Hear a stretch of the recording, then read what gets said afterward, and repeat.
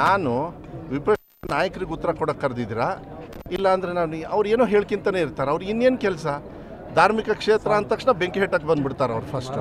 ಈಗ 95ರಿಂದ ಕನ್ನಡ ಶಾಲೆಗಳನ್ನು ವಿಧಾನಸೌಧದಲ್ಲೇ ಹೇಳಿದ್ದೀನಿ, ಪ್ರಕ್ರಿಯೆಯನ್ನು ಕಳಿಸಿದ್ದೀನಿ. ಮಾನ್ಯ ಸಿದ್ದರಾಮಯ್ಯ ಅವರು ಮಾಡೋಣ ಅಂತ ಹೇಳಿದ್ದಾರೆ. ಯಾಕೆಂದರೆ ಕನ್ನಡ ಶಾಲೆಯನ್ನು ಉಳಿಸ್ತಕ್ಕಂಥದ್ದು ನಮ್ಮ ಸರ್ಕಾರದ ಕರ್ತವ್ಯ ಆಗುತ್ತೆ. ಒಂದು ನಿಮಿಷ ನೀವು ಮಾತಾಡೋದಾದರೆ ನಮ್ಮ ಮಧ್ಯ ನನಗೆ ಅಭ್ಯಾಸ ಇಲ್ಲ. ನಾನು ಹೇಳಿ ನಾನು ಏನು ಹೇಳ್ತಾ ಇದ್ದೀನಿ ಕೇಳ್ಕೊಳ್ಳಿ. ಹಿಂದೆ ಯಾರೂ ಮಾಡಲಿಲ್ಲ. ಬಂಗಾರಪ್ಪಾಜಿಯವರು ಇದ್ದಾಗ 2090ರವರೆಗೂ ಮಾಡಿದರು. ಅದಾದಮೇಲೆ 95ರವರೆಗೂ ಮಾಡಿದ್ದಾರೆ. ಕನ್ನಡ ಶಾಲೆ ಉಳಿತಕ್ಕಂಥದ್ದು ಗಡಿ ಭಾಗದಿಂದ ಹಿಡಿದು ಎಲ್ಲ ಭಾಗದಲ್ಲೂ ಕೂಡ ಅದು ನಮ್ಮ ಕರ್ತವ್ಯ. ಅದಕ್ಕೆ ನಾನು ಬೈಲಿಂಗ್ ಅಂತ ಮಾಡಿದೆ, ನಾನು ಇಂಗ್ಲೀಷ್ ಮೀಡಿಯಮ್ ಅಂತ ಮಾಡಲಿಲ್ಲ.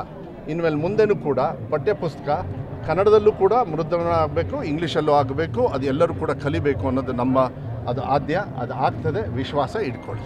ನಾನು ವಿಪಕ್ಷ ನಾಯಕರಿಗೆ ಉತ್ತರ ಕೊಡೋಕೆ ಕರೆದಿದ್ದೀರಾ? ಇಲ್ಲ ಅಂದರೆ ನಾನು ಅವ್ರು ಏನೋ ಹೇಳ್ಕಿಂತಲೇ ಇರ್ತಾರೆ. ಅವ್ರು ಇನ್ನೇನು ಕೆಲಸ? ಧಾರ್ಮಿಕ ಕ್ಷೇತ್ರ ಅಂದ ತಕ್ಷಣ ಬೆಂಕಿ ಹೆಟ್ಟಕ್ಕೆ ಬಂದುಬಿಡ್ತಾರೆ ಅವ್ರು ಫಸ್ಟು.